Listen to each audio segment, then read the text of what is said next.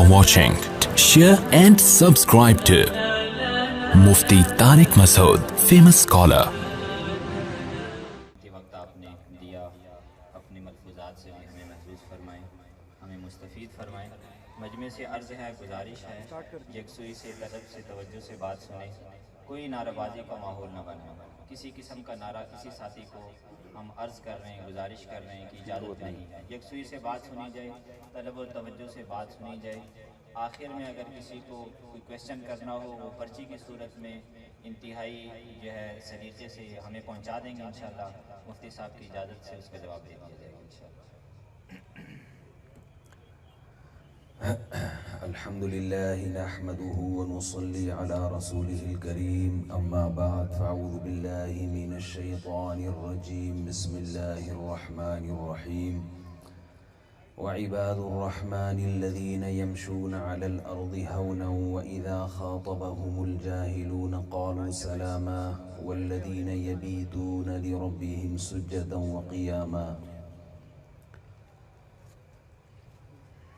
سوالات کے لیے اگر آپ ابھی سے پرچے لکھ کے جمع کرا دیں نا، کیونکہ ہمیں 2-3 تجربے ہوئے ہیں، اگر ہم نے اجازت دی ہے سوال کی تو اتنے لوگ کھڑے ہو جاتے ہیں کہ وہ ایک پتہ ہی نہیں چلتا کس کو جواب دینا ہے کس کو نہیں دینا۔ تو میں جمع کر لیتا ہوں، مستورات کوئی نہیں ہے۔ اچھا، پرچے یہ جمع کر رہے ہیں مولانا صاحب، کافی ماشاءاللہ۔ جی مولانا عبد الماجد صاحب، بڑی خاندانی سی ٹوپی پہنی ہوئی ہے حضرت نے ماشاءاللہ۔ اچھا اچھا اچھا، کلر بھی اچھا ہے ماشاءاللہ، اپنا بھی ٹوپی کا بھی۔ تو ان کے پاس پرچے جمع کرا دیں جو کوئی بات پوچھنی ہو۔ مختصر بات کروں گا میں، آپ کو سوالات کا موقع زیادہ دوں گا، کوشش ارادہ یہی ہے۔ قاری صاحب نے جو قرآن مجید کی آیتیں پڑھی ہیں تو میرا ارادہ ہو گیا تھا انہی آیتوں کا میں آج انشاءاللہ درس دیتا ہوں۔ بہت زبردست آیات ہیں۔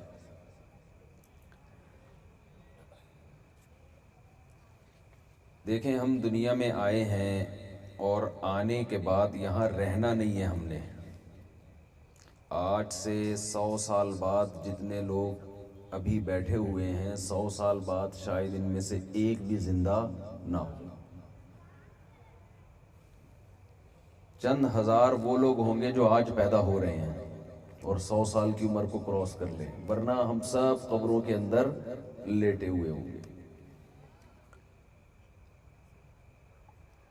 تو ایک لائف اسٹائل غیر مسلموں کا ہے جو آخرت پر یقین نہیں رکھتے۔ وہ یہ کہتے ہیں کہ مرنے کے بعد زندگی تمام، فنش، ختم، کوئی زندگی نہیں ہے۔ اور ایک نظریہ یہ ہے کہ موت کے بعد ہم مر کے مٹی تو ہو جاتے ہیں، باڈی ختم ہوتی ہے، ہماری روح ختم نہیں ہوتی، اور قیامت کے دن دوبارہ پھر اسی باڈی کو ریپیئر کیا جائے گا یا نئی باڈی ہوگی۔ بہرحال اسی جسم کے ساتھ ہمیں قیامت کے دن اللہ کے سامنے کھڑا ہونا پڑے گا۔ آج اسلام کو دنیا میں دیگر مذہبوں کی طرح ایک مذہب سمجھ لیا گیا ہے۔ بھائی ہندوازم بھی ہوتا ہے، سکھ بھی ہوتے ہیں، عیسائی بھی ہوتے ہیں، یہودی بھی ہوتے ہیں، تو چلو مسلمان بھی ہوتے ہیں۔ ایک صاحب انڈیا میں رہ کے آئے، انہوں نے بتایا کہ انڈیا میں ایک ہندو نے اسلام قبول کیا، تو میں نے اس سے پوچھا کہ کیا وجہ، تم نے اسلام کیوں قبول کیا؟ اسلام میں کون سی چیز تمہیں ایسی اٹریکٹیو لگی ہے جس کی وجہ سے تمہیں اسلام کی طرف رغبت ہوئی؟ توجہ ہے نا آپ لوگوں کی میری طرف؟ شادیوں پہ بات بھی ہوگی لیکن تھوڑا ٹھہرے، مجھے پتہ ہے کیوں توجہ ہے آپ کا۔ وہ آخر میں شروع میں کر دی تو پھر آپ لوگ چلے جاؤ گے بیان چھوڑ کے۔ تو ہندو نے اسلام قبول کیا، اس سے پوچھا گیا بھائی وجہ کیا بنی؟ تو وجہ بتاتے ہیں نا لوگ۔ تو اس نے کہا کہ ہم نے یہ سوچا کہ ہمارے سینکڑوں بھگوان ہیں تو 2 اور ایڈ کر لو اس میں، اللہ اور رسول۔ آئی بات سمجھ میں کہ اتنے سارے ہیں تو 2 اور مسلمانوں والے بھی 2 لے آؤ، ایک خدا اور ایک معاذ اللہ محمد صلی اللہ علیہ وسلم. انہوں نے کہا چلو 2 اور ایڈ کر لو. تو آپ بتاؤ کہ وہ مسلمان ہوا پھر ہے بھائی؟ نہیں. ہماری نظر میں اس طرح کا اسلام قابل قبول نہیں ہے. تو آج ہم میں بہت سے لوگ مسلم ہیں یہ کہہ کے کہ جیسے ہندو ایک مذہب ہے، سکھ ایک مذہب ہے، بدھسٹ ایک مذہب ہے، تو اسلام بھی اسی طرح ایک مذہب ہے. اور کچھ لوگ لا مذہب ہوتے ہیں، یہ بھی ایک مذہب ہی ہو گیا کہ کوئی مذہب ہی نہیں ہے. تو یہ بھی تو ایک قسم کا مذہب ہی ہو گیا کہ میرا مذہب یہ ہے کہ کوئی مذہب نہیں ہے. تو اسلام کو بہت ایک ہلکا لیتے ہیں، ایسا نہیں ہے. اسلام جو لوگ خدا کو مانتے ہیں، جو آخرت کو مانتے ہیں، ان کو جنت کی خوشخبریاں سناتا ہے، جنت الفردوس. اور جو نہیں مانتے ان کو جہنم کی وعیدیں سناتا ہے کہ آگ میں جلنا پڑے گا. تو اس کا مطلب ان دونوں گروہوں میں تھوڑا فرق نہیں ہے، بہت بڑا فرق ہے. دنیا میں آگ سے بڑی سزا کوئی ہو سکتی ہے؟ بول لینا بھائی. یعنی آپ یہ کہیں کہ دونوں آدمی ایک جیسے، تھوڑا سا فرق ہے، لیکن ایک کو آگ میں ڈالا جائے گا اور ایک کو جنت میں. تو یہ تھوڑا فرق ہو گیا. یہ تھوڑا فرق نہیں ہے بھائی، یہ بہت بڑا فرق ہے کہ ایک کا انجام اسلام کے مطابق جنت کے باغات اور ایک کا انجام جہنم کی آگ. اس کا مطلب اسلام نے جو یہ دعویٰ کیا ہے کہ اسلام قبول کیے بغیر، اسلامی تعلیمات کو فالو کیے بغیر آپ کامیاب نہیں ہو سکتے، تو یہ چھوٹا دعویٰ نہیں ہے، یہ بہت بڑا دعویٰ ہے اسلام کا. یعنی اسلام نے یہ بھی دعویٰ کر دیا کہ اسلام کو نہ ماننا چھوٹا جرم نہیں ہے، بہت بڑا جرم ہے. تو آخر کون سی بات ہے اس میں ایسی کہ اسلام کو نہ ماننا اتنا بڑا جرم ہے کہ اس کی سزا آگ رکھی گئی ہے؟ تو معاذ اللہ نقل کفر نباشت، یا تو اسلام غلط دعوے کر رہا ہے یا اسلام اپنے دعوے میں سچا ہے اور دنیا غلط بات کر رہی ہے. دونوں میں سے ایک بات تو ہوگی نا. تو ہم جب اسلام کی تعلیمات کی طرف دیکھتے ہیں نا، اسلام نے جن موضوعات کو اٹھایا ہے وہ موضوعات انسانی زندگی کے لیے اتنے اہم ہیں کہ ان باتوں پہ ڈسکس کیے بغیر اور ان باتوں میں سیدھے راستے پہ جب تک ہمیں صحیح گائیڈنس نہ ملے، اس کے بغیر انسان کے لیے انسان بننا ناممکن ہے. وہ کون سے موضوعات ہیں، کون سے سوالات ہیں جو اٹھاتا بھی اسلام ہی ہے، اور آپ کو ان کے جوابات بھی کون دیتا ہے؟ اسلام.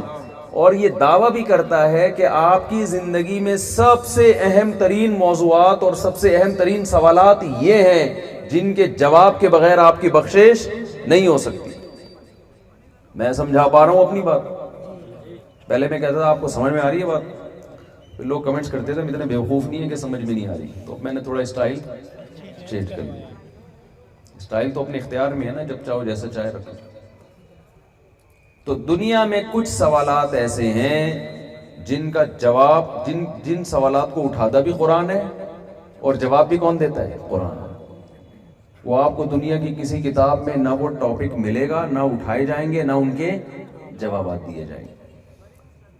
اور اگر کسی اور کتاب میں ان موضوعات پر بحث ہوگی بھی تو اتنی اہمیت سے نہیں ہوگی، ایک نظریے کے طور پہ ہوگی کہ ہر آدمی کا ایک کانسیپٹ ہوتا ہے، نظریہ ہوتا ہے، تو چلو یہ بھی ایک نظریہ ہے.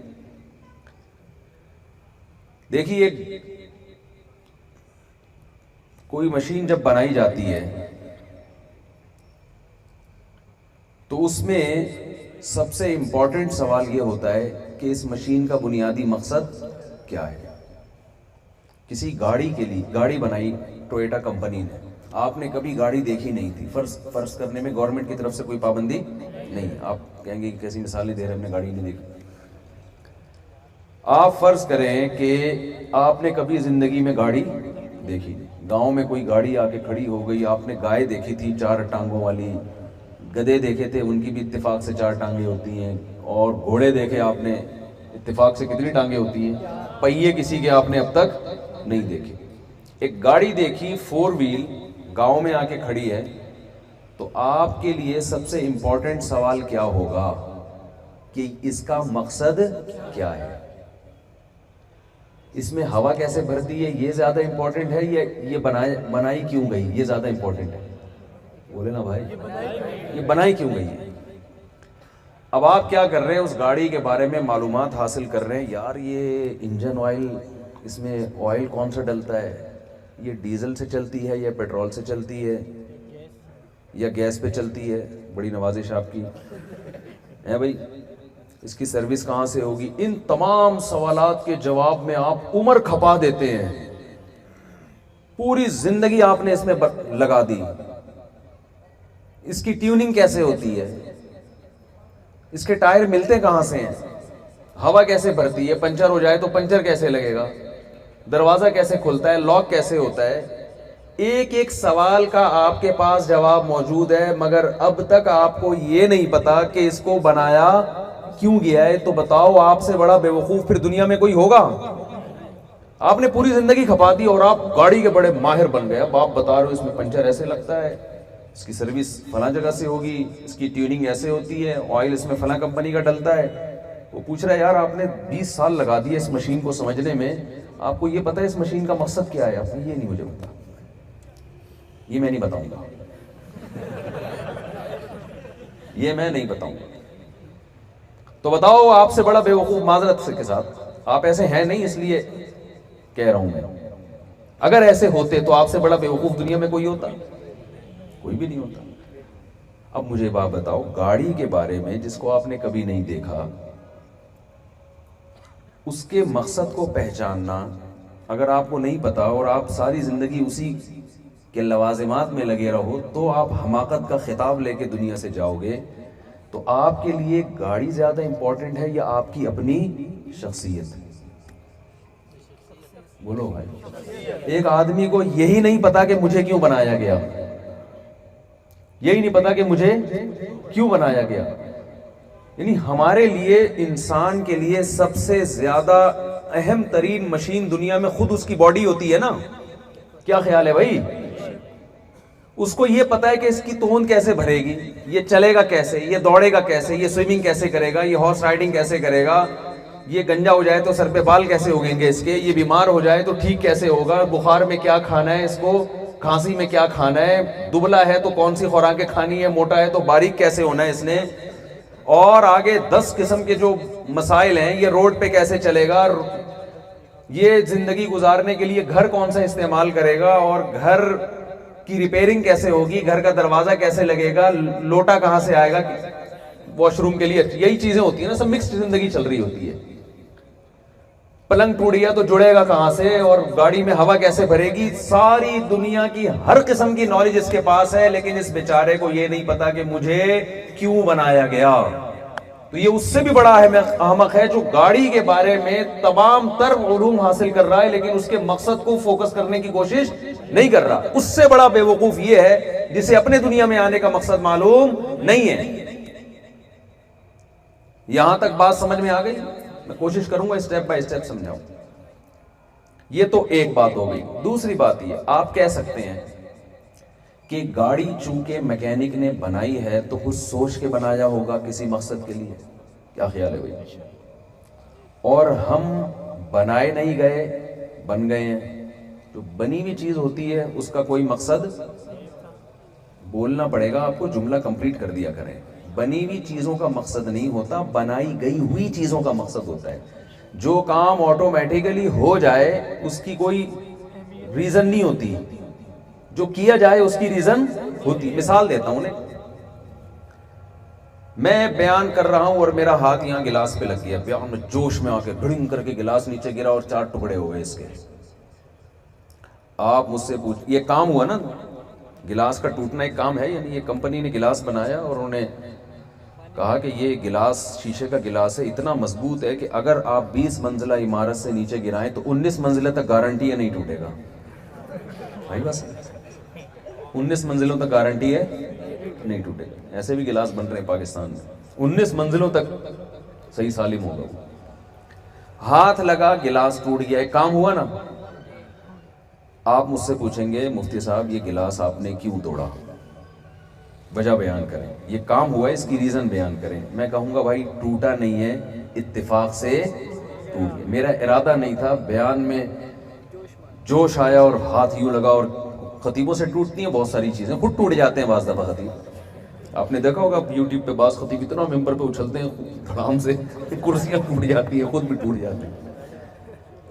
تو گلاس اگر ٹوٹا ہے, توڑا نہیں گیا, تو یہ اس کی علامت ہے. پھر میرے ذمے یہ نہیں ہے کہ میں اس کی ریزن بیان کروں, لیکن اگر یہ گلاس اٹھا کے میں باقاعدہ توڑوں, پھر آپ مجھ سے پوچھیں گے نا مفتی صاحب کیوں توڑا, میں اگر جواب دوں ویسے ہی توڑ دیا میں نے, ویسے ہی, تو آپ کہیں گے ہم نے آپ کو بیان کے لیے بلایا تھا, گلاس توڑنے کے لیے نہیں بلایا تھا. انتظامیہ بھی مجھ سے پوچھے گی بیان کی پرمیشن لی تھی ہم نے, یونیورسٹی کے لڑکوں میں بیان ہوگا اور آپ گلاس توڑ رہے ہو, اس کی تو کہیں پرمیشن, آئندہ جب آپ آئیں تو ہم گلاس توڑنے کی الگ سے پرمیشن لیا کریں گے. تو اس سے پتہ چلتا ہے کہ جو کام کیا جاتا ہے نا, کرنے والے کے ذمے ہے کہ وہ یہ بتائے کہ میں نے کیوں کیا. اگر وہ یہ کہتا ہے کہ ویسے ہی کر دیا, تو یہ کرنے والے کے احمق اور بے وقوف ہونے کی علامت ہوتی ہے. دو باتیں سمجھ میں آ گئی. تیسری بات, جب کوئی کام آٹومیٹیکلی ہوتا ہے اس میں مینجمنٹ نہیں ہوتی, ٹوٹ پھوٹ ہوتی ہے. اور جب کوئی کام کیا جاتا ہے اس میں ایک مینجمنٹ ہوتی ہے. مثال سے دیتا ہوں, یہ گلاس ٹوٹ گیا تھا, ہاتھ لگا میرا, آپ نے پوچھا کہ گلا بھائی یہ ایگو ختم کر دینا, آپ نے پوچھا کہ بھائی یہ گلاس کیوں توڑا, میرے پاس جواب آسان ہے, بھائی توڑا نہیں ہے, ٹوٹ گیا, مجھے ریزن بتانے کی ضرورت نہیں ہے. لیکن وہ گلاس جب ٹوٹ گیا تھا آپ نے دیکھا کہ جڑا ہوا رکھا ہے سمت بانڈ کے ذریعے, 4 ٹکڑے تھے آپس میں ترتیب سے جڑ گئے. آپ نے دیکھا بھائی مفتی صاحب کے علاوہ تو یہاں کوئی بیٹھا ہی نہیں تھا اس کو جوڑنے کے لیے. اب آپ نے پوچھا کہ مفتی صاحب یہ گلاس آپ نے کیوں جوڑا, میں بتاؤں گا بھائی پانی پینے کے لیے جوڑا, اس لیے جوڑا کہ کسی کا نقصان نہ ہو. یار بیچاروں نے مجھے بیان کے لیے بلایا تھا, گلاس ٹوٹ گیا تو میں نے کہا جوڑ دیا. میں نے کہا سمت بانڈ ویسے ہی پڑا ہوا ہے, لگا دو. 10 ریزن بیان کروں گا نا میں یہ نہیں کہہ سکتا ویسے ہی تھوڑی ہوتا ہے کوئی کام. اب میں ریزن نہیں بیان کر رہا, تو میں نے کیا کر دیا, میں نے کہا یار جیسے ٹوٹا تھا نا, میں نے کہا تھا ویسے ہی خود بخود ٹوٹ گیا, تو انہوں نے میری جان چھوڑ دی تھی. تو میرے پاس ریزن سے بتانے سے بچنے کا بہترین بہانہ ہے کہ میں کہہ دوں ویسے ہی جڑ گیا ہے, خود بخود جڑ گیا ہے. ٹوٹنے میں تو آپ مان لیں گے خود بخود ٹوٹ گیا ہے, جڑنے میں مان لو کہ خود بخود جڑا ہے. کیا ہو گیا بھائی, مان لو گے؟ اب میں کیونکہ سائنٹسٹ تھا, لمز یونیورسٹی کا بہت بڑا پروفیسر تھا, اور آپ سائنسدانوں سے بڑے متاثر تھے, میں نے اپنی ڈگریاں دکھائیں اور میں نے کہا میری یہ تھیوری ہے, ایک تھیوری میں مارکیٹ میں لے کر آیا ہوں کہ یہ گلاس خود جڑ سکتا ہے. کہ یار کیسے جڑ سکتا ہے, میں پھر بتا رہا ہوں, اربوں خربوں سال پہلے, ونس اپون اے ٹائم, ریت پڑی ہوئی تھی. وہ مجھے ایک لطیف, جب میں ایسے بیان کرتا ہوں نا, ڈارون اسی طرح کہتا ہے نا, ایک سیل وجود میں آیا, پھر خربوں, سائنسدانوں کے پاس سالوں کی کمی نہیں. آپ کہو یار 1 کروڑ سال میں بھی ایسا اتفاق نہیں ہو سکتا, چلو 20 کروڑ لگا لو, کوئی ماضی میں جھانک کے تھوڑی دیکھ رہا ہے. آپ کو یار 20 کروڑ میں بھی نہیں ہو سکتا, 1 ارب لگا لو بھائی. ہم بارگیننگ کر رہے ہوتے ہیں نا, 20 کی دے گا, چل 40 روپے لے لے, چل 80 روپے لے لے. تو یہاں تو پیسے لگ رہے ہوتے ہیں, ایک حد تک جاتے ہیں. سائنسدانوں کے لیے پیشگوئی کرنے میں گورنمنٹ کی طرف سے سالوں پہ کوئی پابندی نہیں ہے, وہ کہہ رہے ہیں خرب سال لگا لو. میں نے کیا کیا, میں نے کہا بھائی یہ گلاس آٹومیٹیکلی جڑ سکتا ہے, کیونکہ جوڑنے والا نظر نہیں آ رہا اور میں نے جوڑا نہیں ہے, تو خود سے تو جڑ نہیں سکتا نا. تو میں نے کہا بھائی جڑ سکتا ہے. خربوں سالوں میں یہ ہوا کہ ریت پگھلی اور وہ شیشہ بنا, اور پھر یہ ہوا, پھر یہ ہوا, پھر ایک دھماکہ ہوا تھا, تو اتفاق سے ایک یوں کر ڈھڑام سے یہ آ کے جڑ گیا, باقی نہیں جڑے. آپ بولو گے مفتی صاحب آپ کو بیان کرنے کے لیے بلایا تھا, پھینکنے کے لیے, کیا خیال ہے؟ بیان کرنے کے لیے بلایا تھا, لمبی لمبی پھینکنے کے لیے نہیں بلایا تھا. میں کہتا ہوں ڈارون جو خدا کے وجود کا منکر ہے, اس نے اس سے بڑی بڑی پھینکی ہیں. میرا تو ایک گلاس جڑنا میں آپ مجھے کہہ رہے ہو کہ یار پھینک رہے ہو.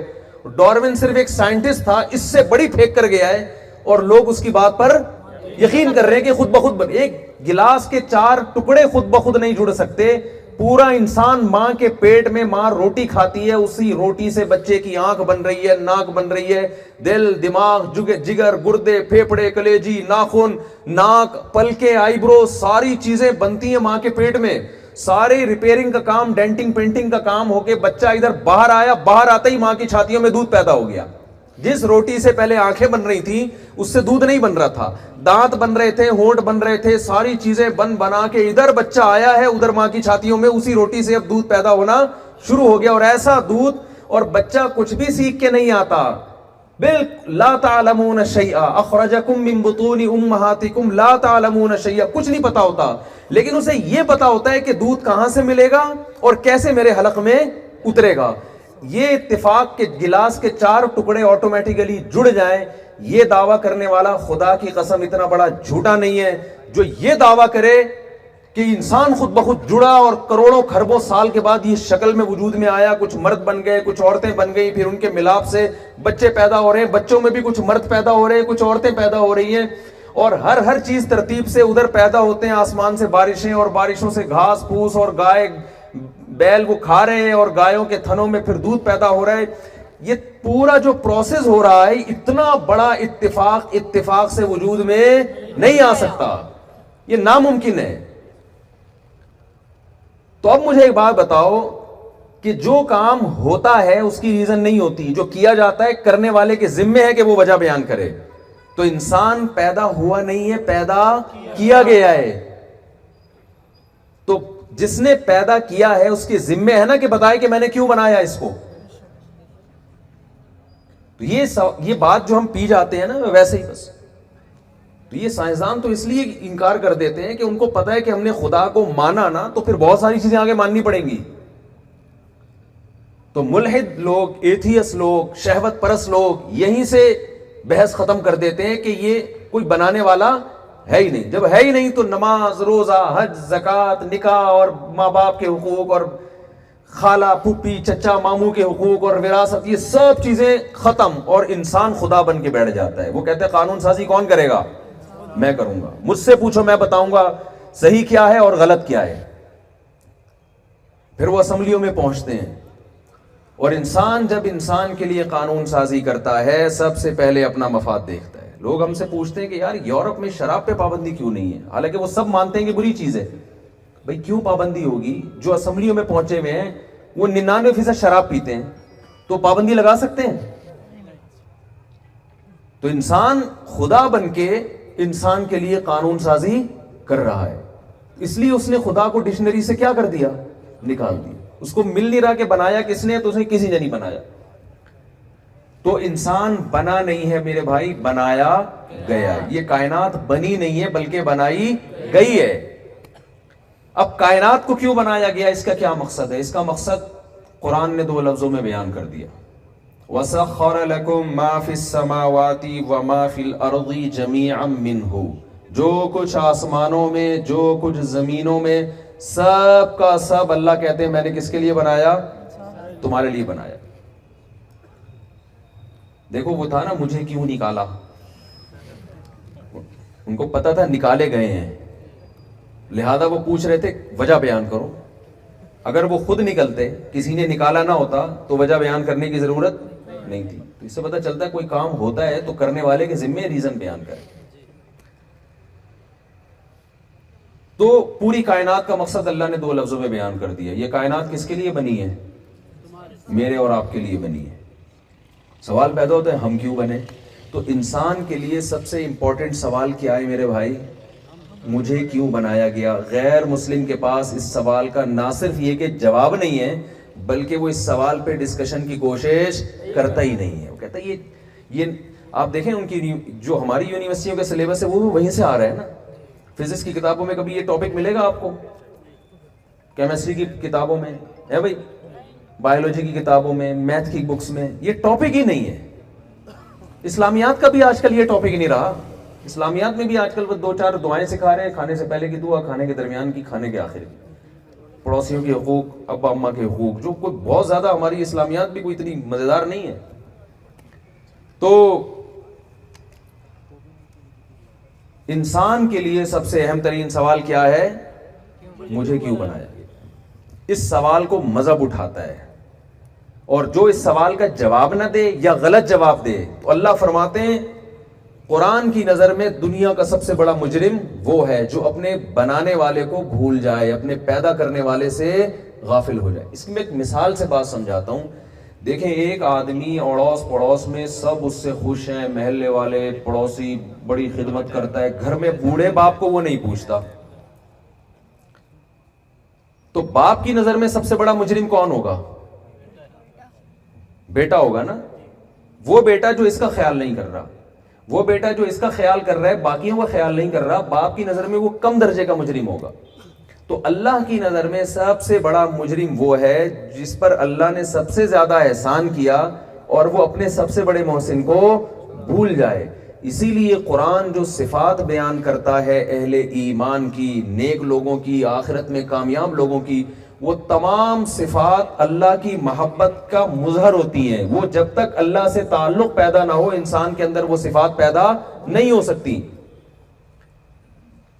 تو آپ جو علوم حاصل کر رہے ہیں نا یونیورسٹیوں میں بیٹھ کے، جو علم حاصل کر رہے ہیں، یہ مادی علم ہے، یہ بھی بہت ضروری ہے، اس کی اسلام نفی نہیں کرتا، لیکن یہ مادی علم اگر آپ کو اللہ سے غافل کر رہا ہے تو یہی علم آپ کے لیے جہنم کی آگ کا ذریعہ بنے گا۔ اسلام میں علم حاصل کرنے کی اہمیت ہے، چاہے وہ دین کا علم ہو یا دنیا کا علم، لیکن اس علم کی حیثیت کیا ہے وہ میں آپ کے سامنے یوسف علیہ السلام کے واقعے سے سمجھانے کی کوشش کرتا ہوں۔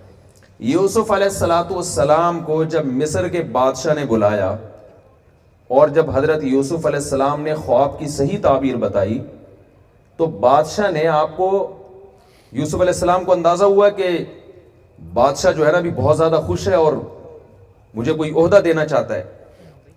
یوسف علیہ السلام یہ کہہ سکتے تھے کہ مجھے آپ مسجد بنا دیں، کیا خیال ہے؟ کہہ سکتے تھے نا؟ بادشاہ غیر مسلم بادشاہ تھا، آپ مجھے کیا بنا دیں؟ مسجد۔ میں پیغمبر ہوں اللہ کا، مسجد میں نمازیں ہوں گی، اللہ اللہ کریں گے، مجھے آپ مدرسہ بنا دیں، کہہ سکتے تھے نا؟ یوسف علیہ السلام نے فرمایا مجھے وزیر خزانہ بنا دیں۔ یہ مادی علم ہے نا، وزیر خزانے کا علم، اکنامکس کا علم، معیشت کا علم، یہ تو مادی علم ہے نا، یہ کوئی آسمانی علم تو نہیں ہے۔ لیکن یوسف علیہ السلام یہ پیشکش کر رہے ہیں مجھے کیا بنا دیں؟ وزیر خزانہ۔ کیوں؟ انی حفیظ علیم۔ وزیر خزانہ کے لیے دو صفات کا ہونا ضروری ہے جو کہ آج کل مارکیٹ میں شارٹ چل رہی ہیں۔ ایک یہ کہ اس کو یہ علم بھی آتا ہو کہ خزانوں میں کتنا اسٹور کیا جاتا ہے، کتنا تقسیم کیا جاتا ہے، تاکہ قحط نہ پڑے ملک میں، اکانومی ملک کی مضبوط ہو۔ یہ تو بجٹ اسی پہ تو اناؤنس ہوتا ہے نا، تو یہ کوئی بھی ٹماٹر بیچنے والا تو نہیں کر سکتا نا، گورنمنٹ کو مشورہ دے سکتا ہے کہ آپ اتنا اسٹور کریں، اتنا امپورٹ ہو، اتنا ایکسپورٹ ہو، اتنا اسٹور ہو۔ یہ تین چیزوں کے گرد گھومتا ہے نا۔ اس کے لیے اکنامکس پڑھی جاتی ہے، بڑے بڑے ماہرین معیشت ہوتے ہیں، ہونے چاہیے، ہوتے ہیں کہ نہیں ہوتے تو اللہ ہی جانتا ہے، لیکن ہونے چاہیے۔ تو یوسف علیہ السلام نے فرمایا اللہ نے مجھے معیشت کا علم پہلے سے عطا فرمائے، معجزاتی طور پر۔ اللہ یوسف علیہ السلام کو اکنامکس کا ماہر بنایا اللہ رب العزت نے، تاکہ وہ مصر پہ حکومت کر سکے، وزیر خزانہ بن سکے۔ اور وزیر خزانہ کی دوسری بڑی صفت یہ ہوتی ہے کہ وہ خزانوں کا محافظ ہو، ایسا نہ ہو اس سے بچانے کے لیے 6 آدمی اس پہ بٹھانے پڑے۔ ہمارے ایک دوست نے جو ہے نا دکان کھولی اس کی، بکروں کے جو چارہ ہوتا ہے نا اور دانا، اس میں جو اور گندم یہ چیزیں، مجھے کہنے لگے کہ اس کو میں پہرے کے لیے بٹھا کے جاتا تھا، کوئی چور وور نہ آئے نا دکان میں، اور یہ کیا کرتا تھا ایسے نا تھوڑا تھوڑا اٹھا کے کھاتے کھاتے پورے ہفتے میں آدھی بوری کھا جاتا تھا یہ، تو اس کی حفاظت کے لیے ایک اور بندہ بٹھانا پڑا۔ تو وزیر خزانہ میں کیا کوالٹی ہونی چاہیے کہ وہ خزانوں کا محافظ بھی ہو۔ تو یوسف علیہ السلام نے فرمایا اللہ نے مجھے 2 صفات دی ہیں، نمبر 1 ایمانت داری، دیانت داری، ایمانداری اور دیانت داری، نمبر 2 یہ علم بھی اللہ نے مجھے عطا فرمایا۔ حضرت یوسف علیہ السلام جانتے تھے کہ میں مسجد بنا کے یا مدرسہ بنا کے انسانیت کی اور اللہ کے دین کی اتنی خدمت نہیں کر سکتا جتنی میں وزیر خزانہ بن کے کر سکتا ہوں، کیونکہ آپ کے علم میں یہ بات تھی کہ مصر میں قحط پڑنے والا ہے، مصر کے اثاثے ختم ہونے والے ہیں، تو موسٹ امپورٹنٹ پرسنالٹی جو مصر میں بننے والی ہے وہ وزیر خزانہ ہوگا، کہ یہ اس قحط کے دور میں کیسے ملک کو چلا کے دکھاتے ہیں۔ تو یوسف علیہ السلام نے اللہ سے عہدہ بھی مانگا، اور بادشاہ سے، اور غیر مسلم بادشاہ سے، امانت دار بھی اور دیانت دار بھی۔ تو یہ تینوں مادی چیزیں ہیں، لیکن اللہ اپنے پیغمبر کو دے رہا ہے، اور اس کے نتیجے میں یوسف علیہ السلام کچھ وقت کے بعد مصر کے بادشاہ بن گئے، اور بنی اسرائیل کی بہت بڑی تعداد مصر میں آباد ہوئی، اور آپ کی روحانی برکتیں صدیوں تک چلتی رہی ہیں مصر میں۔ اس سے ہمیں کیا سبق ملتا ہے کہ مسجد اور مدرسے کی اہمیت اپنی جگہ، اس کی خدا نخواستہ میں جو مدرسے سے فارغ ہوں، جو آپ کے سامنے بیٹھ کے بات کر رہا ہوں، موٹیویٹ کر رہا ہوں آپ کو، تو مسجد اور مدرسے کی اہمیت اپنی جگہ، لیکن اس کے ساتھ ساتھ اگر آپ نے کوئی انقلابی کام کرنا ہے، کوئی بڑا انقلاب لے کر آنا ہے انسانیت کی خدمت یا اللہ کی رضا کے لیے، تو آپ کو سائنس اور ٹیکنالوجی کے میدان میں آگے نہیں بلکہ بہت زیادہ آگے بڑھنا پڑے گا۔ اور جب آپ اس نیت سے آگے بڑھیں گے تو یہ مادہ پرستی نہیں کہلائے گی، بلکہ یہ کام پیغمبروں کی سنت کہلائے گی۔ میں سمجھا پا رہا ہوں اپنی بات کہ نہیں سمجھا پا رہا؟ تو آپ جن علوم سے وابستہ ہیں ان میں دو چیزیں آپ کو دیکھنی ہے۔ نمبر ایک، کیا یہ علم وہ علم ہے جس سے میں انسانیت کی خدمت بھی کر سکوں؟ آپ اگر فنکار بن رہے ہیں، اداکار بن رہے ہیں، اسلام اس کو اپریشیٹ، یہ کوئی خدمت نہیں ہے انسانیت کی۔ تو آپ نے ایسے شعبے کی سلیکشن کرنی ہے جس میں آپ کل انسانیت کی خدمت کر سکیں۔ دوسری بات، اس میں آپ نے اپنی نیت ٹھیک کرنی ہے، جیسے کہ یوسف علیہ السلام نے اپنی نیت، اور اس کے بدلے میں ان کو دنیا بھی ملی، وزارت ملی، ان کو عہدہ ملا، عزت ملی، دولت ملی، پورا خاندان انہیں شفٹ کر لیا مصر میں، گاؤں سے اٹھا کے پورا خاندان آپ کا کہاں آ گیا؟ مصر میں آ گیا، اور بنی اسرائیل پھر مصر میں رہے ہیں۔ تو ہمارے لائف اسٹائل میں اور غیر مسلم کے لائف اسٹائل میں فرق یہ بڑا ہونا چاہیے کہ ہمیں یہ پتا ہے کہ ہم بنے نہیں ہیں بلکہ ہمیں کسی نے بنایا ہے۔ ایک بات، غیر مسلم کو اس سے کوئی بحث نہیں ہے کہ ہم بنے ہیں یا بنائے گئے ہیں۔ وہ کہتے ہیں there are two types of انسان، ٹھیک ہے نا، انسان کی کتنی قسمیں ہیں؟ دو، کچھ خدا کو مانتے ہیں، کچھ نہیں مانتے، رائے کا اختلاف ہے، کچھ نہیں ہوتا اس سے۔ اللہ کہتا ہے یہ رائے کا اختلاف چھوٹا نہیں ہے، جو نہیں مانے گا اسے جہنم کی آگ میں پھینکوں گا، اس لیے کہ اتنا بڑا احسان کیا میں نے انسان کو۔ الم نجعل له عینین ولسانا وشفتین وہدیناہ النجدین، کیا ہم نے دو آنکھیں نہیں بنائی؟ کیا ہم نے زبان نہیں بنائی؟ ایک ایک نعمت اللہ نے جو انسان کو دی ہے، کروڑوں روپے۔ یا مجھے یاد ہے پچھلی دفعہ جب میں اسلام آباد آیا تو ہمارے ایک دوست نے بتایا کہ یہاں ایک شخص ہے، ایک کروڑ پتی تاجر ہے، جس کو یہ بیماری ہے کہ اس کی پلکیں اوپر اٹھتی نہیں ہیں، اس سے نیچے گر جائے نا تو اٹھتی نہیں ہے۔ یہ جو پٹھے ہیں نا اس کی پلکوں کے، یہ ڈیمیج ہو گئے ہیں، ڈیمیج ہیز بین ڈن ہے، سن رہے ہوں گے آج کل آپ، یہ پٹھے ڈیمیج ہو گئے۔ تو ایک ریڑی والا بیچارہ باہر کہیں ٹماٹر بیچ رہا تھا، تو اس تاجر نے کہا کہ یار اگر تمہاری آنکھیں مجھے مل جائیں نا تو میں اس ریڑی پہ گزارا کرنے کے لیے تیار ہوں، اپنا بنگلہ تمہیں دینے کے لیے تیار ہوں۔ کیسی کیسی اللہ نے انسان کو نعمتیں دی، مگر غیر مسلم اللہ کی نعمتوں کے بارے میں بحث کرنے کے لیے، سوچنے کے لیے تیار نہیں ہے۔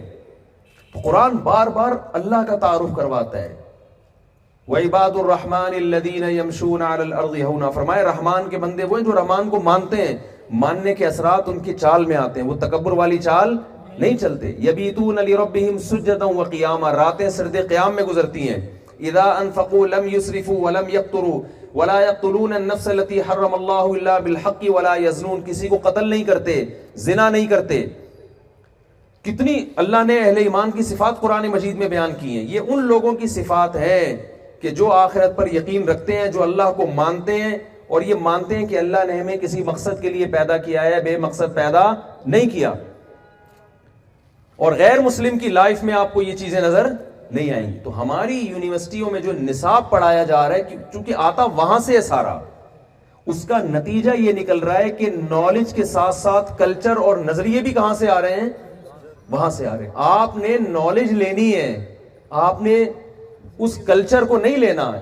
میں بار بار اپنے بیانات میں ایک بات کہتا ہوں، دیکھو جس کے پاس جو چیز ہوتی ہے وہ لی جاتی ہے، جو نہیں ہوتی وہ نہیں لی جاتی اس سے۔ ہدایت اللہ نے پیغمبروں کو دی ہے، غیر مسلموں کو نہیں دی۔ ہدایت کا راستہ آپ کو نبی صلی اللہ علیہ وسلم سے لینا پڑے گا۔ آپ دوا انگریز سے لیں، آپ آپ گاڑیاں جاپان سے خریدیں. ہدایت جاپان کے پاس تھوڑی ہے. اگر جاپانیوں کے پاس ہدایت ہوتی تو وہ اپنے بوڑھے باپ کو اولڈ ہاؤس میں جمع کراتے. بولتے کیوں نہیں بھائی؟ وہ زنا کرتے, وہ گرل فرینڈ کے کلچر کو فروغ دیتے معاشرے میں.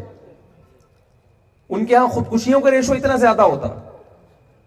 ہدایت اللہ نے کس کو دی ہے؟ پیغمبروں کو.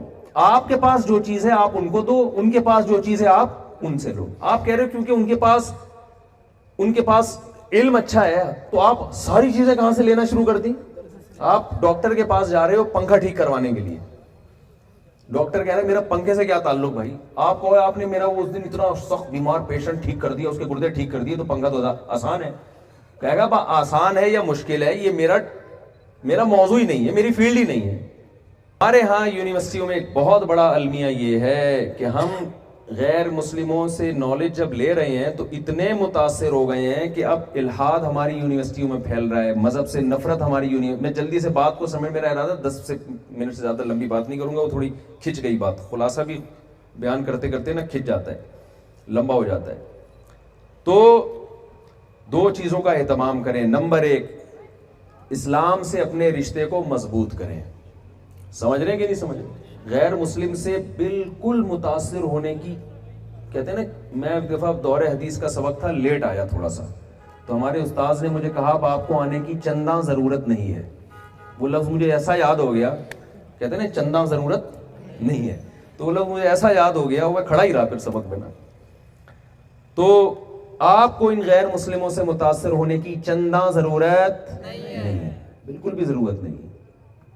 وہ کسی نے کتاب لکھی تھی 7 کامیاب آدمی کی پتہ نہیں نشانیاں, اور مجھے اس کا پھر مصنف کا نام یاد نہیں. جب بیان میں بیٹھتا ہوں تو سوچتا ہوں نام یاد کر کے آؤں گا. کارنیگی, ڈیل کارنیگی, انجینئر صاحب بتا رہے ہیں, ڈیل کارنیگی. آج کل جب سے میں جہلم سے فتح کر کے آیا ہوں, انجینئر ایک ساتھ میں گھوم رہا ہے, ایک نئے انجینئر صاحب کے ساتھ گھوم رہا ہوں میں, دوسرے انجینئر ہمارے پاس بھی ہیں, اور یہ عالم بھی ہے ماشاءاللہ. ہمارے شاگرد نے جامعہ میں پراپر علم حاصل کیا, تو ہم باقی انجینئر سے بھی کہتے ہیں اگر علم حاصل کرنا ہے تو پراپر علم حاصل کرو بھائی, پھر اللہ آپ کو نوازے گا انشاءاللہ. ورنہ یہ علم آپ کے لیے ایک فتنہ بن جائے گا. ہر چیز اس کے اہل سے حاصل کی جاتی ہے نا. آپ میڈیکل کالج میں پڑھے بغیر آپ ڈاکٹر بننا چاہ رہے ہو کسی پنساری کے پاس بیٹھ کے یا کتابیں پڑھ کے, تو بن جاؤ گے. پراپر طریقے سے علم حاصل ہوتا ہے. ہر چیز کے حدیث میں آتا ہے کہ تم یہ دیکھو کہ علم کس سے حاصل کر رہے ہو, تو یعنی یہ بھی دیکھنا ہے کہ حاصل کس سے کیا جا رہا ہے. تو اگر خود سے ہی سب چیزیں حاصل ہو جاتی ہیں تو حدیث میں یہ تھوڑی ہوتا کہ یہ دیکھو کس سے حاصل کر رہے ہو. تو خیر کیا بات کر رہا تھا میں, جلدی سے بات کو سمیٹوں. ہاں یار اس کا دوبارہ نام بتاؤ, چیک کر لیں, کسی اور کو نہ مار دیں ہم. اس نے کامیاب لوگوں کی علامتیں بیان کی اور خودکشی کر کے مرا ہے. وہ خود ناکام ہو گیا. خود کیا ہو گیا؟ تو بھائی اسلام کے علاوہ کسی کے پاس کامیابی کا راستہ نہیں ہے ہی نہیں. یہ سب خالی خولی کے دعوے ہیں. جب آپ کو یہ احساس ہونا کہ مر کے مٹی ہو کے میں نے ختم ہو جانا ہے, جو مرضی کرو یار. پھر تو قانون کی گرفت سے بچتے ہوئے جو مرضی کر لے آدمی. موٹیویشن ملتی نہیں ہے, چھپ کے تو انسان نیکی کر نہیں سکتا الا ماشاءاللہ چند لوگوں کے سوا. تو آپ کو اسلام آپ کی دنیا بھی بنائے گا اور آپ کی آخرت بھی بنائے گا. تو بات کو میں سمیٹتا ہوں, بس میرا ارادہ نہیں تھا لمبے بیان کا, اتنا بھی ہو گیا. ایک کام کر لیں. نمبر 1, آپ نے اسلام سے اپنا رشتہ مضبوط کرنا ہے. اس پہ آپ کو احساس کمتری کا شکار نہیں ہونا ہے. ہمارے پاس بہت خاندانی چیز ہے بھائی, مذہب ہے ہمارے پاس. اور آپ کو عجیب بات بتاؤں, ہماری یونیورسٹیوں میں غیر گورے نہیں آتے. دیکھا ہے کبھی آپ نے؟ کبھی امریکہ سے ہوا چائنا میں ہوتا ہے نا, چائنا سے چنگ پونگ آئے ہوئے آپ کے یہاں علم حاصل کرنے کے لیے. چنگ پونگ والا چٹکلا سنا دوں, تھوڑے فریش ہو جائیں گے. وہ ایک آدمی کسی چائنیز سے ملنے کے لیے گیا اپنے چائنیز دوست سے, تو دیکھا کہ آکسیجن لگی ہوئی اور پائپ نیچے سے گزر رہا ہے, آکسیجن کا پائپ. تو یہ قریب گیا, جیسے ہی قریب گیا وہ چائنیز جو ہے نا زور سے کرتے مر گیا. وہ اس کو بڑا افسوس ہوا کہ یار میرا چائنیز دوست مرا ہے, اور مرتے ہوئے کچھ چیختے چلاتے, کوئی بڑی اہم بات. ظاہر ہے مرتے ہوئے انسان چھوٹی موٹی بات تو کرتا نہیں ہے, کوئی بہت امپورٹنٹ بات کر کے گیا ہے. تو اس نے وہ الفاظ رٹا لگا لیا کہ یار یہ نا میں اس کا ترجمہ کرواؤں گا چائنا میں جا کے, میرے دوست نے مرتے ہوئے مجھے کیا کہا ہے. چائنا چلا گیا, وہ رٹا لگا کے الفاظ یاد کیے, جا کے پوچھا بھائی اس نے چین پاں چاں چین چوپوں کا کہا ہے، اس کا کیا مطلب ہے؟ اس نے کہا اس کا مطلب ہے الو کے پٹھے آکسیجن کے پائپ سے پاؤں ہٹا. اس کا مطلب ہے الو کے پٹھے آکسیجن کے پائپ سے. تو آپ نے کبھی دیکھا جیپنیز آپ کی یونیورسٹی میں آئے ہوئے علم حاصل کرنے کے لیے، پڑھنے کے لیے، کبھی دیکھا آپ نے؟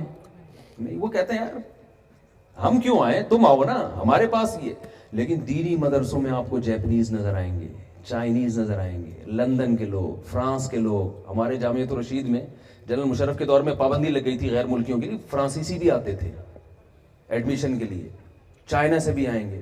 کیا مطلب بھائی؟ ان کو یہ احساس ہے کہ کچھ چیزیں ایسی ہیں جو ان کے پاس ہیں جو ہماری مارکیٹوں میں شارٹ ہیں. یہ وہ سمجھ رہا ہے. آپ بنوریا چلے جاؤ، بنوریا بہت سارے غیر مسلم ملیں گے آپ، سوری یعنی غیر مسلم کنٹریز سے آئے ہوئے لوگ ملیں گے آپ کو، دوسرے ملکوں کے لوگ. تو یہ تبلیغی جماعت میں آپ دیکھ لو، رائے گنج میں کہاں کہاں سے لوگ آتے ہیں، مذہبی اجتماعات میں کہاں کہاں سے لوگ آتے ہیں. اس کا مطلب بھائی ایک چیز ایسی ہے جو ہمارے پاس ہے، ان کی مارکیٹوں میں وہ چیزیں شارٹ ہیں، اور وہ آ رہے ہیں آپ سے لینے کے لیے، اور آپ کی مارکیٹوں میں ہے اور آپ کو اس کی قدر نہیں ہے. کلچر آپ کے پاس ہے، خاندانی نظام آپ کے پاس ہے، مذہب آپ کے پاس ہے، عبادت کا نظام آپ کے پاس ہے، ان کے پاس تو ہے ہی نہیں. آپ کو پتا ہے کہ ہمیں کیوں پیدا کیا گیا. آپ کسی انگریز کو بٹھا کے پوچھو تجھے کیوں بنایا گیا ہے، نہیں پتا مجھے کیوں بنایا ہے. آپ بتا سکتے ہو، دلائل سے قائل کر سکتے ہو اس کو. 2 اور 2 4 کی طرح قرآن نے یہ موضوع واضح کیا کہ ہمیں کیوں بنایا گیا. قرآن کہہ رہا ہے ہم خلقوا من غیر شیء ہم الخالقون، خود سے بنے ہو، تم نے خود بنایا ہے. ظاہر ہے یہ نہ خود سے بن سکتے ہیں، نہ ہم نے خود بنایا، کوئی تیسری طاقت ہے جس نے ہمیں بنایا. اب سوال پیدا ہوتا ہے وہ کون ہے. بعض ملحد ایسے ہیں جو کہتے ہیں کہ خدا نے بنایا ہے لیکن یہ مسلمانوں والا اللہ نہیں ہے. کوئی ہے طاقت جس نے بنایا، مگر اس کی کیا دلیل ہے کہ یہ مسلمانوں والا اللہ ہے جو کہتا ہے حج کرو، نماز پڑھو اور یہ کرو اور وہ کرو. وہ کہتے ہیں بھائی، لیکن یہ کیا دلیل ہے؟ اس کا جواب بھی قرآن نے بہت آسان دیا ہے. دیکھو کسی ایسے کو مانا جاتا ہے، خدا کو مانے. اللہ تو اپنا تعارف آدم علیہ السلام کے زمانے سے کراتا آ رہا ہے. موسیٰ علیہ السلام کو اس نے کلیم اللہ بنایا، یہودی اس بات کو مانتے ہیں. عیسیٰ علیہ السلام کو روح اللہ بنایا. آج عیسائیت دنیا میں سب سے بڑا مذہب ہے، وہ اس بات کو کہتے ہیں کہ عیسیٰ علیہ السلام کے ذریعے اللہ نے تعارف کروایا اپنا.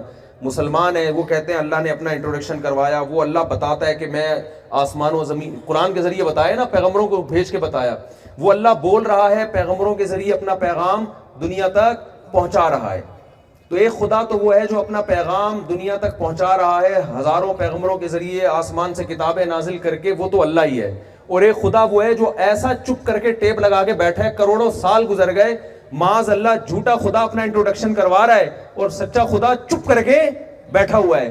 تو ہم کسی گونگے بہرے اندھے کانے خدا کو مانیں یا اس خدا کو مانیں جو موسیٰ کو بھیج کے کلیم اللہ بناتا ہے، اور جس نے قوم عاد اور قوم ثمود کی تباہی کی واقعات سنائے، جس نے قوم لوط کی تباہی کے واقعات سنائے، ان کی نشانات کو بھی باقی چھوڑ دیا اس نے، جس نے فرعون کو دریا میں غرق کیا اور اس کی لاش کو آج تک محفوظ رکھا ہوا ہے، جو اپنا اللہ لا الہ الا هو الحی القیوم پوری آیت الکرسی میں اپنا تعارف کرواتا ہے. وہ اپنی عبادت کا طریقہ بتاتا ہے کہ فجر میں اتنی رکعتیں پڑھنی ہے، نماز کا ٹائم یہ ہے، ظہر میں ایسے، عصر میں ایسے، مغرب میں ایسے، عشاء میں ایسے. یوصیکم اللہ فی اولادکم، مر گئے تو تمہاری بیٹے کو اتنا حصہ، تمہاری بیٹی کو اتنا حصہ، بیوی کا اتنا حصہ، بیوی مر گئی خدا نخواستہ، بیوی مر گئی تو شوہر کا اتنا حصہ اور اس کی اولاد کا اتنا حصہ، اور اس کے یہ حقوق، پڑوسیوں کے یہ حقوق، ابا کے یہ حقوق، اماں کے یہ حقوق، حج کا یہ طریقہ، رمضان کا یہ طریقہ، روزہ ٹوٹتا کیسے، جو ایک ایک چیز میں ہمیں گائیڈ کر رہا ہے. وہ سمجھ میں آتا ہے کہ خدا ہو، اور آپ جس خدا کی بات، وہ مسلمانوں کے اللہ کے علاوہ کوئی اور ہے نہیں. اس کے علاوہ جتنے خدا ہے وہ نہ بتا رہے ہیں، نہ بول رہے ہیں، نہ گائیڈ کر رہے ہیں. اور جو ان کی مذہبی کتابیں اٹھا کے دیکھو تو گائیڈنس ایسی ہے کہ انسان کہتے ہیں اس سے اچھی گائیڈنس تو میں کر سکتا ہوں. تو ایک ایک چیز اسلام نے اتنی کلیئر کی ہے، اس کے بعد ہمیں کسی اور طرف جانے کی ضرورت نہیں ہے. تو پہلی بات آپ نے اپنا نظریہ کیا کرنا ہے بھائی، اسلام پہ مضبوطی دکھانی ہے، اس میں احساس کمتری کا شکار نہیں ہونا. دوسرا کام، بس یہ آخری بات بیان کر کے میں اپنی بات ختم کر رہا ہوں. دیکھو نظریاتی طور پہ خدا پہ ایمان لے آنا یہ کافی نہیں ہے. یہ تو بیٹھے بیٹھے آپ کے ہاں جی میں مانتا ہوں خدا پہ، بڑی بات ہے، یہ بھی مان گئے آپ. لیکن اللہ یہ چاہتا ہے کہ میرے صرف وجود کو تسلیم نہ کیا جائے بلکہ مجھ سے محبت بھی کی جائے. اس کی میں ایک مثال دیتا ہوں. آپ کی بیوی نہ آپ کو روٹی پکا کے دیتی ہے، نہ چائے بنا کے دیتی ہے، اماں کے گھر بیٹھی رہتی ہے، آپ ہر وقت جو ہے نا تپے رہتے ہو اس سے. یار شادی کر کے پھنس گیا، کسی کام کی نہیں ہے. ایک دن بیگم تیش میں آتی ہے، کہتی ہے میں آج آپ پر ایک بہت بڑا احسان کرنے والی ہوں. آپ بڑے خوش ہو گئے، بھائی دوسری شادی کی شاید اجازت دے رہے ہیں. وہ احسان اس نے یہ کیا، اس نے کہا کہ میں یہ مانتی ہوں کہ آپ میرے شوہر ہو. کیا خیال ہے؟ میں یہ مانتی ہوں کہ آپ میرے، اس کے لیے آپ کو نادرا کا سرٹیفکیٹ دکھانے کی ضرورت نہیں. آپ کہو گے بھائی مان لیا تم نے، ٹھیک ہے، کچھ حرکتیں بھی تو ایسی کرنا جس سے پتا چلے کہ میں کیا ہوں، تیرا میاں ہوں. جس کام کا تجھے کہتا ہوں انکار کر دیتی ہے. تو دیکھیں ہم صرف جیسے میاں بیوی میں غیرت ہوگی تو وہ چاہیں گے ہم ایک دوسرے سے محبت کریں. محبت چاہتی ہے نا. باپ، جو اولاد باپ کو باپ کہتی ہے تو باپ آپ کو اپنی اولاد جب مانے گا جب آپ اس باپ سے محبت بھی کریں گے. ماں یہ چاہتی ہے کہ میرے بچے مجھ سے محبت کریں. دوست یہ چاہتے ہیں کہ میرے دوست مجھ سے محبت کریں. یہ محبت ایک ایسی چیز ہے جس کی انسان کی نظر میں سب سے زیادہ ویلیو ہے، سب سے زیادہ ویلیو ہے. کسٹمر سے بھی آپ کا تعلق ہوتا ہے، محبت نہیں ہوتی. پڑوسیوں سے بھی آپ کا تعلق ہوتا ہے، بسا اوقات محبت نہیں ہوتی. تعلق ہونا کمال نہیں ہے، کمال کیا ہے؟ محبت ہونا. تو اللہ بھی یہ چاہتا ہے کہ میرے بندے صرف مجھے تسلیم نہ کریں بلکہ مجھ سے محبت کریں. تو محبت ایک ایسی چیز ہے کہ اگر یہ آپ میں نہیں ہے تو پیدا بھی کی جا سکتی ہے. سمجھ میں آ رہی ہے بات کہ نہیں آ رہی؟ آپ کہہ سکتے ہیں یار ہمیں تو اللہ سے محبت ہونی چاہیے مگر نہیں ہے، تو کیا کریں؟ تو اللہ نے اس کے لیے سب سے اہم چیز جو بتائی ہے نا وہ نماز ہے. توحید کے بعد اسلام کا سب سے بڑا حکم کیا ہے؟ نماز. صحابہ کے دور میں جو منافق ہوتے تھے نا، پکے منافق، وہ بھی نمازوں میں حاضری دیتے تھے لازمی. کیوں؟ ان کو پتا تھا کہ اگر ہم نماز میں نہیں آئے تو ہمیں کافر ہی سمجھا جائے گا. کیونکہ اس دور میں یہ ممکن نہیں تھا کہ کوئی اسلام قبول کرے اور مسجد میں نماز کے لیے نہ آئے. تو میں اتنی دور سفر کر کے آیا ہوں. اگر اتنا ہم سب مل جل کے عزم کر لیں اس سفر کا، مسلمان تو آپ پہلے سے ہیں الحمدللہ، تبھی تو آئے نا، اللہ کو تو مانتے ہیں. وہ تو میں نے اس لیے پوری تمہید بیان کر دی تاکہ کوئی آپ کے ایمان پہ ڈاکہ نہ ڈالے. کیونکہ کراچی میں تو، لاہور میں یہ بہت ہو رہا ہے، یونیورسٹیوں میں ایتھیزم اور اسلام کے خلاف ماحول بہت بنایا جا رہا ہے. یہاں کا مجھے نہیں پتا اسلام آباد کی کیا رپورٹ ہے. تو یہ تو میں نے اس لیے کہ آپ ماشاءاللہ پہلے سے مسلم ہیں اور کیا ہو جائیں، پکے ہو جائیں، کوئی آپ کے ایمان پہ ڈاکہ نہ ڈال سکے. تو پریکٹیکلی مسلمان بننے کے لیے سب سے پہلا کام آپ کو کیا کرنا پڑے گا؟ نماز. تو کیا خیال ہے بھائی، عزم کر لیں کہ آئندہ زندگی میں کچھ بھی ہو جائے کسی قیمت پہ نماز قضا نہیں ہونے دیں. اور اس کے لیے دیکھیں، جب جس چیز کو کسی کی عادت نہیں ہوتی نا، عادت ڈالنے کے لیے کچھ اپنے آپ کو سزا دینی پڑتی ہے. اکثر لوگ کہتے ہیں نا ہم سے بد نظری نہیں چھوٹتی، لڑکیوں کو جھانکتے تاکتے رہتے ہیں، بس عادت پڑ گئی ہے. بعض لوگوں کو ہو جاتی ہے عادت، وہ بڑھاپے میں بھی نہیں چھوٹ رہی ہوتی. پھر وہ ہمارے ایک استاذ واقعہ بیان کرتے تھے، ایک بوڑھے آدمی کا، بوڑھے قابل احترام ہے ہمارے معاشرے میں، اللہ کا شکر ہے خیر غالب ہے. لیکن بعض ہوتے ہیں جو جوانی میں بہت ٹھرکی ہوتے ہیں تو وہ بڑھاپے میں بھی ویسے ہی رہتے ہیں. تو وہ بڑے اپنے محلے کے بوڑھے کا قصہ سناتے تھے نا، وہ جہاں سے کوئی خاتون گلی سے داخل ہوئی تو وہاں تک یعنی پورا جو ہے نا پہنچا کے آتا تھا گلی کے کنارے. تو یہ خطرہ ہوتا ہے اگر جوانی میں یہ توبہ نہ کی جائے. تو جن کو عادت پڑ جائے نا، علماء کیا کہتے ہیں، بھائی جب بد نظری ہو کچھ پیسے صدقہ کر دو، یعنی قیمت رکھ دو. ایک دفعہ دیکھنے کے 100 روپے، 500 روپے، جس کو جتنی اللہ نے عادت یعنی جتنا پیسہ دیا ہے اس کا فائدہ کیا ہوگا، آہستہ آہستہ یہ گناہ کم ہوگا. ہمارے ایک دوست کو سگریٹ کی عادت تھی، انہوں نے کیا کیا، کینیڈا میں ہوتے ہیں بلکہ کینیڈا میں 10,000 روپے نکالنا کوئی اتنا مشکل کام نہیں ہوتا. تو انہوں نے کہا کہ میں آئندہ منت نہ مانے، بس ویسے ہی نیت کی. انہوں نے کہا کہ میں جب سگریٹ پیوں گا میں انشاءاللہ 10,000 روپے صدقہ کروں گا. تو ایسے ہی کرتے تھے. اس کا فائدہ کیا ہوا، اتنا زیادہ جرمانہ بھی نہ رکھ لیں کہ وہ آدمی کہ یار اتنا ہی نیک ہوتا تو سگریٹ نہ چھوڑ دوں میں 1 لاکھ روپے صدقہ کروں گا. تو وہ تو اتنا زیادہ بھی سزا نہ ہو کہ وہ برداشت کرنا مشکل ہو جائے, اور اتنی ہلکی بھی نہ ہو کہ آدمی سارا دن میں ایڈوانس میں گلک میں پیسے ڈال کے بولے اب پیتے رہو سارا دن, اتنی بھی نہ ہو. وہ ہر آدمی کی حالت مختلف ہوتی ہے. تو وہ کہتے ہیں میں نے 10,000 روپے رکھے ہیں, اس کا نتیجہ یہ نکلا کہ میں اگر دن میں 20 دفعہ سگریٹ پیتا تھا تو 10 دفعہ پہ آ گیا ہوں میں, پھر 10 دفعہ کے بعد آہستہ آہستہ 5 دفعہ پہ آ گیا, پھر کہتے ہیں اب ہفتے میں 1 آدھ دفعہ ہی ہے. لیکن جب بالکل کم ہو جائے گی تو پھر وہ جرمانہ انہوں نے بڑھا دیا, اب عادت پڑ گئی نا. تو یہ بہت بہترین نسخہ ہے. آپ اپنے آپ کو نماز کا عادی بنانے کے لیے, عادت ڈالنے کے لیے اپنے اوپر جرمانہ رکھیں. حضرت حکیم اختر صاحب رحمہ اللہ بہت بڑے بزرگ تھے, وہ فرمایا کرتے تھے جس دن فجر نکل جائے اس دن کا ناشتہ گول, ناشتہ نہیں کرو. بلکہ وہ تو فرماتے تھے غیرت آنی چاہیے جس خدا نے, دیکھو غیر مسلم تو خدا ہے ہی نہیں نا اس کی ڈکشنری میں, ہم تو مانتے ہیں, تو جو مانتے ہیں تو صحیح طرح سے مانے نا. اللہ نے 5 نمازوں کو فرض کیا ہے, اور نبی صلی اللہ علیہ وسلم کی صحیح حدیث سے پتہ چلتا ہے کہ اسلام میں توحید کے بعد نماز سے بڑا کوئی حکم نہیں ہے. اس پہ مضبوطی سے قائم رہنا ہے. تو کوشش کریں گے کہ نہیں کریں گے؟ اللہ تعالیٰ مجھے بھی اس پر عمل کرنے کی توفیق عطا فرمائے, اور آپ حضرات کو بھی. اب سوالات کی جو پرچیاں آ چکی ہیں, مزید کوئی کھڑے نہ ہو. شادیوں کی بات رہ گئی, چلے وہ میں بھی کرتا ہوں. آج ایک آدمی کا فون آیا کہ میں نے دوسری شادی کی. ابھی میں آ رہا تھا نا گاڑی میں, تو ابھی کی بات ہے, 2 گھنٹے پہلے کی بات ہے. یہ حضرات بھی بیٹھے ہوئے سن رہے تھے, بلکہ 1 گھنٹہ بھی نہیں ہوا فون کو. مجھے کہنے لگے میں نے دوسری شادی کی ہے اور میرا سسرال بہت تنگ کر رہا ہے, مجھے بہت ٹینشن میں ہوں, کیا کروں میں نے کہا شہد کے چھتے میں منہ دے کے شہد پی رہے ہو اور بول رہے ہو کہ مکھیاں کاٹ رہی ہیں. میں نے جب دوسری کی نا, یہ واقعہ میں بیان شاید نیٹ پہ اپلوڈ بھی ہوا وہ, میں نے جب دوسری کی تو بہت زیادہ میرے پر سسرال کا دباؤ تھا. تو میں ایک بڑے عالم کے پاس گیا بہت ٹینشن میں. میں نے کہا میں بہت برے طریقے سے پھنس گیا ہوں, میرے سسرال تو چھوڑ نہیں رہا مجھے, میں کیا کروں. انہوں نے کہا کیا کیا؟ میں نے کہا دوسری شادی کی ہے. تو انہوں نے کہا ہم بے وقوف ہیں کیا؟ پھر کہنے لگے لوگ شہد کے چھتے میں ہاتھ دے کے شہد پیتے ہیں اور کہتے ہیں کہ مکھیاں کاٹ رہی ہیں, اور اس مولوی طارق کو دیکھو منہ دے کے شہد کے چھتے میں شہد پی رہا ہے اور کہہ رہے ہیں کہ مکھیاں کاٹ رہی ہیں. تو 4 شادیاں لازمی کریں آپ لوگ, لازمی کریں, کیونکہ یہ معاشرے کی ضرورت ہے. ہاں یہ بات دیکھو, لوگ اکثر مجھ سے پوچھتے ہیں کہ ہم کیوں کریں, ہمیں تو دوسری شادی کی ضرورت نہیں ہے. آپ کو ضرورت نہیں ہے, خواتین کو ضرورت ہے. لڑکیاں بہت زیادہ ہو گئی ہیں مردوں کے مقابلے میں, گروتھ ریشو کے لحاظ سے نہیں. جو نکاح کے قابل مرد ہیں نا وہ مارکیٹ میں بہت تھوڑے سے رہ گئے ہیں, سمجھ رہے ہو مارکیٹ سے کیا چل رہے ہیں.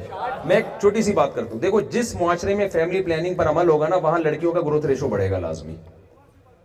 وجہ اس کی ہے کہ جس کے ایک لڑکا ہو گیا تو ایک لڑکی کے بعد نسل روک لے گا, جس کا لڑکا نہیں ہوا تو وہ لڑکے کی لالچ میں پیدا کرتا رہے گا, تو 5-6 بیٹیوں کے بعد 1 آدھ بیٹا ہو جاتا ہے. تو گروتھ ریشو لڑکیوں کا تو بڑھ رہا ہے, لڑکوں کا نہیں بڑھ رہی. یہ طے شدہ بات ہے, اس کا کوئی بھی انکار نہیں کر سکتا. آپ کہہ سکتے ہیں چائنا اور انڈیا میں تو لڑکے زیادہ ہیں, بھائی وہاں ماں کے پیٹ میں ہی بیٹیوں کو مار دیتے ہیں وہ, تو ہم تھوڑی یہ ظلم کر سکتے ہیں کہ یار بچیوں کو پیدا ہونے سے پہلے ہی قتل کر دو, یہ تو ظلم ہے. تو اس لیے وہاں برابر ہے, ورنہ گروتھ ریشو جہاں فیملی پلاننگ ہوگی لڑکیوں کا بڑھے گا. تو اب لڑکیاں پیدا زیادہ ہو رہی ہیں, لڑکے پیدا کم ہو رہے ہیں. یہ مفتی حسین خلیل خیل صاحب بیٹھے ہیں نا, یہ فلسفہ میں نے ان کو بتایا تھا, تو آخر میں ان کا ایک بڑا بہترین انہوں نے جواب دیا تھا, وہ چٹکلا میں آپ کو سناتا ہوں. تو یہ بڑے عالم ہیں ماشاءاللہ, جامعۃ الرشید کے بہت سینئر عالم ہیں, اور اسلامک بینکنگ اور فائننس میں بہت اللہ نے ان کو مہارت دی ہے. تو لڑکیاں پیدا زیادہ ہوتی ہیں, لڑکے پیدا کم ہو رہے ہیں. پھر میڈیکل سائنس یہ کہتی ہے کہ لڑکا جب بچے ہوتے ہیں نا تو ان میں قوت مدافعت کم ہوتی ہے بیماریوں کے خلاف, بچیوں میں زیادہ, یعنی بچپن میں موت کا ریشو بچوں میں بچیوں کی نسبت زیادہ ہے. تو نکاح کے لیے جو لڑکے پیدا ہوئے تھے, جتنی لڑکیاں تھیں اس میں اور تھوڑے سے شارٹ ہو گئے کہ نہیں ہو گئے, کیا خیال ہے؟ آگے جب یہ دونوں جوان ہوتے ہیں تو حادثاتی موت کا ریشو لڑکوں میں لڑکیوں کی نسبت بہت زیادہ. بائکوں سے ٹکرا کے مرد مرتے ہیں, اور جناب فیکٹریوں میں چھت گر گئی مرد مرتے ہیں. جنگوں میں کون مرتا ہے؟ فسادات میں, ٹارگٹ کلنگ میں, دشمنیوں میں, زمینوں کے جائیدادوں کے جھگڑوں میں مرد, پوری 10 مرد ایک خاندان کے کٹ جاتے ہیں. تو ان لڑکیوں سے نکاح کے لیے جتنے بندے پیدا ہوئے تھے مارکیٹ سے، اور مارکیٹ میں چیز شارٹ ہو رہی ہے کہ نہیں ہو رہی؟ اب جو تھوڑے سے رہ گئے، نہیں وہ بعد میں آئے گی ٹینشن، شادی تو ہونے دیں اس میں، کہہ رہے ہیں بیویوں کو ٹینشن سے، پہلے شادی ہوگی پھر وہ ٹینشن سے مریں گے نا۔ تو پھر چوتھے نمبر پہ جو تھوڑے سے رہ گئے، ان میں بہت سے نشہ کرتے ہیں، ڈرگز لیتے ہیں۔ لڑکیوں میں نشے کا ریشو لڑکوں کی نسبت بہت کم ہے۔ چرسی لڑکیاں کم ہی ہوتی ہیں، لڑکے زیادہ ہوتے ہیں۔ ہیروئنچی لڑکیاں نہیں ہوتی، لڑکے، شرابی لڑکیاں نہیں ہوتی، لڑکے ہوتے ہیں۔ تو یہ شرابی اور ہیروئنچی نکاح کے قابل ہوتے ہیں؟ اکثر لڑکیاں پوچھتی ہیں، وہ خواتین پوچھتی ہیں شراب پی کے طلاق دے دی، ہو گئی وہ طلاق تو طلاق ہے، وہ شراب پی کے بھی ہوتی ہے۔ میں کہتا ہوں شکر ادا کرو چاقو نہیں مار دیا اس نے، اس سے تو جان چھوڑ گئی، یہ زیادہ اچھا ہے، ورنہ وہ گولی بھی مار سکتا تھا۔ تو نشے کا ریشو، یہ نشائی جو ہے یہ نکاح کے قابل نہیں ہوتے۔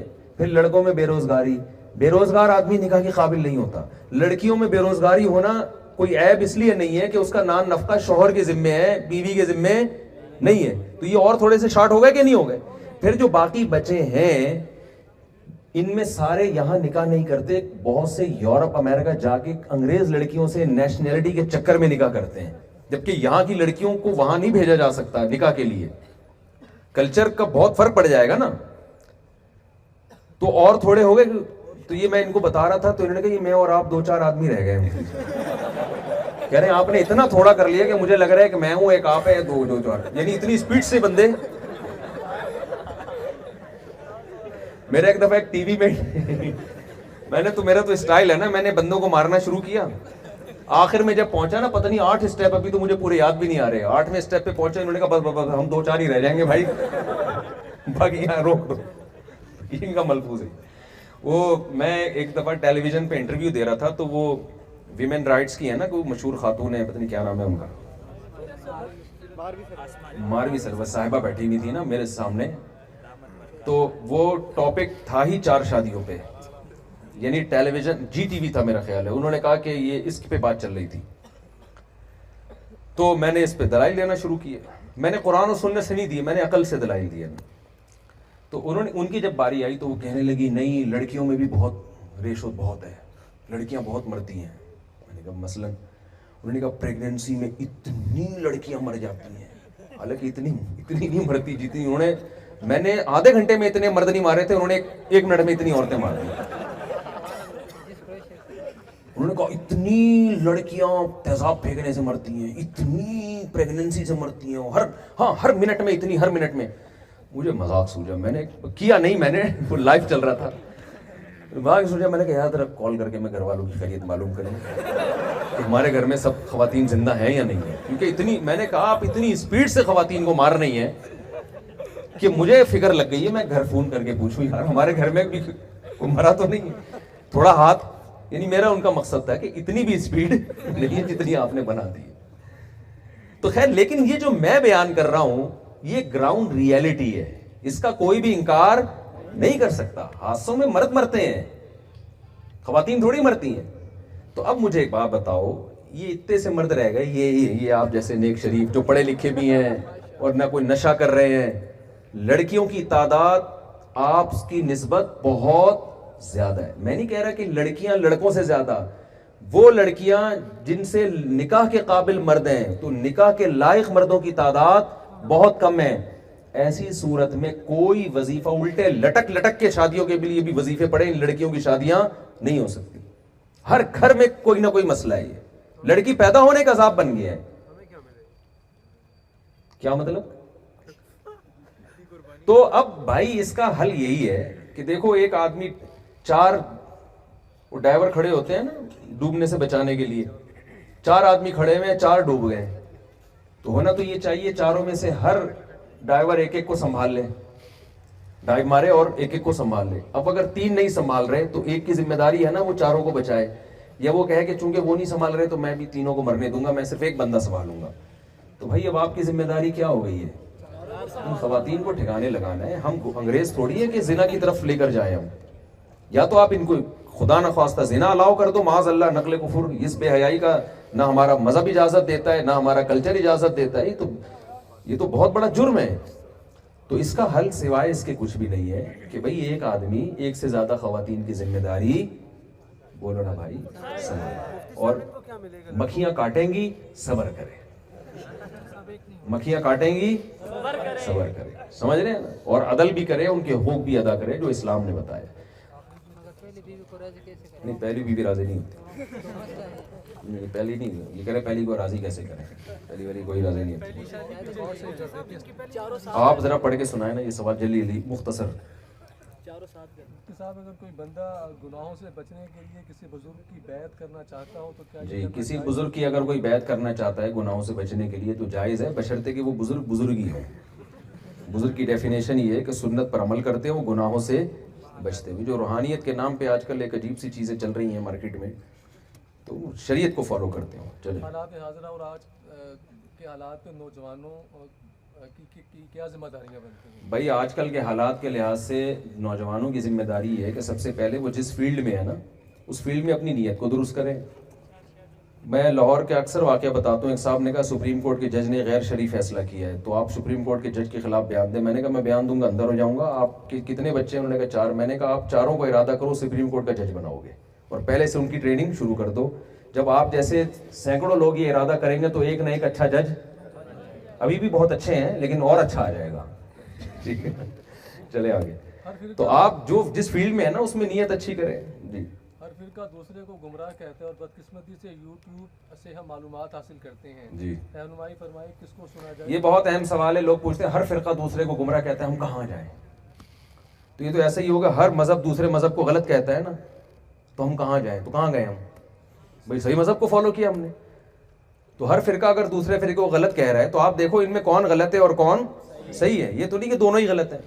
دو آدمی لڑ رہے ہیں، ایک نے پہل کر کے مکہ مارا، دوسرا بچانے کے لیے مکہ مار رہے ہیں، آپ کو دونوں غلط ہیں، دونوں لڑ رہے ہیں۔ بھائی ایک دفاع میں لڑ رہا ہوگا، یہ زبان، یہ نا لوگوں کی زبان پر یہ جملہ ہے سب مولوی آپس میں لڑ رہے ہیں۔ بھائی کچھ دفاع میں لڑ رہے ہوتے ہیں۔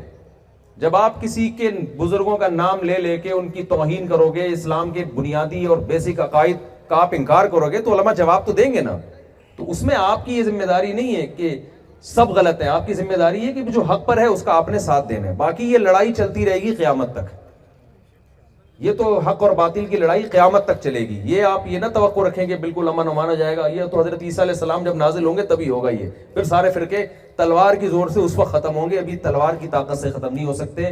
ابھی یہی ہے کہ آپ کو جو حق لگتا ہے آپ اس کا ساتھ دیں، اور جو باطل لگتا ہے آپ دلائل کی دنیا میں اس کا جواب دیں۔ بس اس سے آگے آپ کو بڑھنے کی ضرورت نہیں ہے۔ چھوڑ دیں، یہ اللہ کا کام ہے، کون صحیح کون غلط، یہ اللہ آپ سے، آپ اگر صحیح کو فالو کریں گے آپ کی بخشش ہو جائے گی۔